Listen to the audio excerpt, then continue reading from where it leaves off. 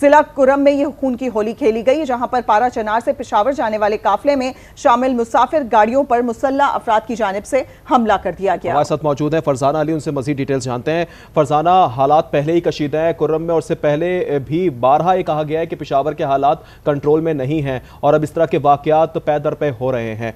کیا کہتی ہیں آپ؟ جی بالکل، یہ ایک اور افسوسناک واقعہ ہو گیا۔ آپ نے دیکھا کہ پہلے بھی جب اسی طرح کا واقعہ ہوا تھا،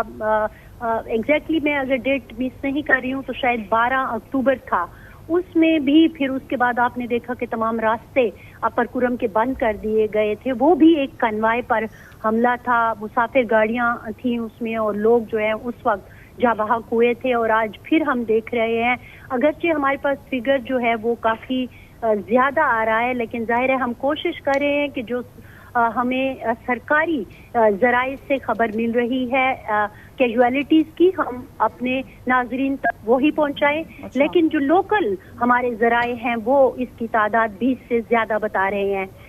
مرنے والوں کی۔ لیکن بہرحال جو ایک افسوسناک واقعہ ہے یہ پھر ہو گیا، اور اس کی آپ یہ دیکھیں کہ پچھلے 1 سال سے مسلسل اس قسم کے واقعات ہو رہے ہیں، لیکن انتظامیہ اور حکومت اس پر قابو پانے میں ناکام ہے۔ اب دیکھیں، راستے بند کر دینا تو ظاہر ہے مسئلے کا حل نہیں ہے۔ پھر کہا گیا کہ جی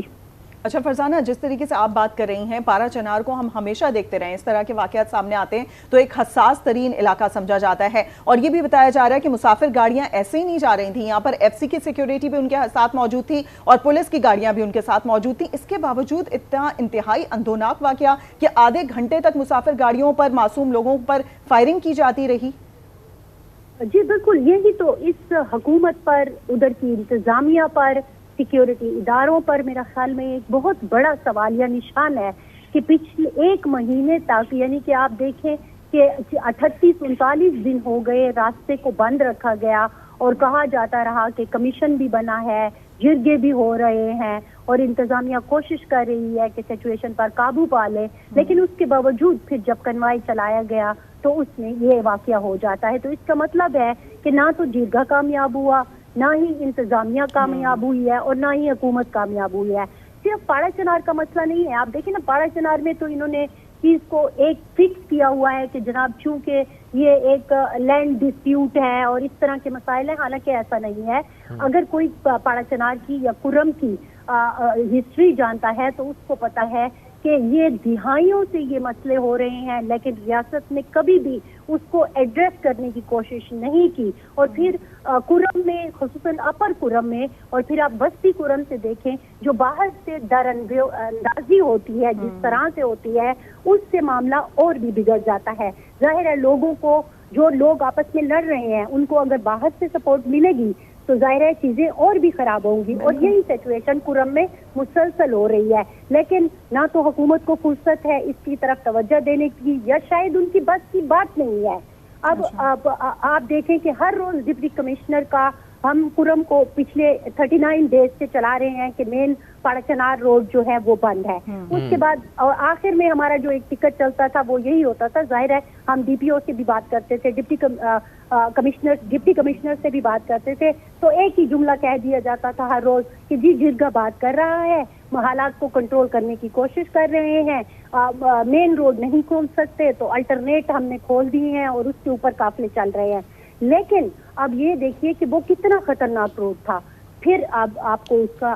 آج خمیازہ جو ہے وہ بھگتنا پڑ گیا کہ ایک بار پھر اس طرح کا واقعہ ہو گیا۔ تو میرا خیال میں یہ بنیادی طور پر حکومت کی، انتظامیہ کی نااہلی ہے کہ ایک بار پھر اتنا بڑا نقصان جو ہے وہ ہو گیا ہے۔ آئی ڈونٹ نو کہ اب اس کو کیسے کاؤنٹر کیا جائے گا، کیونکہ مسئلہ تو ظاہر ہے مزید اب خراب ہی ہوگا۔ تو فرزانہ، جیسا کہ آپ نے بتایا کہ لوور کرم آلریڈی ایک ہائی الرٹ ایریا ہے، آلریڈی سیکیورٹی ٹائٹ رہتی ہے، اس کے باوجود اس طرح کا واقعہ رونما ہو جانا، اور پھر ایگزیکٹو کی جانب سے اب تک کوئی بیان بھی سامنے نہیں آیا ہے، کوئی نوٹس بھی نہیں لیا گیا۔ آپ یہ دیکھیے نا کہ جب بنو میں معاملہ ہوا تھا اور اس کے سائیڈ بائی سائیڈ کرم کا بھی معاملہ چل رہا تھا، تو ہمارے وزیر اعلیٰ صاحب جو ہے بنو بھی پہنچ گئے، یہاں ایک مسئلہ ہوا تھا پشاور اور خیبر کی بارڈر پر، وہ وہاں بھی پہنچ جاتے ہیں، کئی اور جگہوں پر بھی وہ پہنچ جاتے ہیں۔ لیکن میرا ایک سوال ہے کہ کیا وہ آج تک پارا چنار گئے؟ انہوں نے ان کرم کے لوگوں کے زخموں پر مرہم رکھنے کی کوشش کی؟ کیا ان کے مسائل کو ایڈریس کرنے کی کوشش کی؟ چلیں تھوڑی دیر کے لیے ہم مان لیتے ہیں کہ یہ زمین کا تنازع ہے، وہی لینڈ ڈسپیوٹ کا ایک خوفناک شکل ہے جو اس وقت ہمارے سامنے آ رہی ہے۔ آپ نے 2 سال پہلے لینڈ ڈسپیوٹ کے اوپر کمیشن بنانے کی بات کی تھی، کیا وہ کمیشن آپ نے ہمیں بتایا کہ اس کمیشن کے پھر کیا آگے کام بڑھا؟ کیا انہوں نے کوئی کام کیا؟ نہیں، کچھ بھی نہیں۔ کسی سوال کا کوئی جواب نہیں ہوتا حکومت کے پاس۔ اور مجھے کبھی کبھی ایسا لگتا ہے کہ آپ اگر حکومت سے سوال بھی کر لیں نا پورم کے حوالے سے، یہ جو میں آپ سے کہہ رہی ہوں نا پچھلے 38-39 دنوں میں جو کچھ ہوا، راستے بند ہوئے، لوگوں کو میڈیسن تک نہیں ملی، اور ہم نے دیکھا کہ بچے تک ہسپتالوں میں مر گئے آکسیجن کی کمی کی وجہ سے، کیونکہ ظاہر راستے بند۔ یعنی کہ اس تنازع کو حل کرنے کے لیے اور اس طرح کے ناخوشگوار واقعات کو روکنے کے لیے پوری طریقے سے کام کرنا ہوگا۔ فرزانہ علی ہمارے ساتھ موجود تھی، بہت شکریہ آپ کا۔ پارا چنار سے پشاور جانے والے قافلے پر شامل مسافر گاڑیوں پر حملہ کیا گیا ہے، جس کے نتیجے میں اب تک کی اطلاعات کے مطابق 20 افراد جاں بحق ہو چکے ہیں۔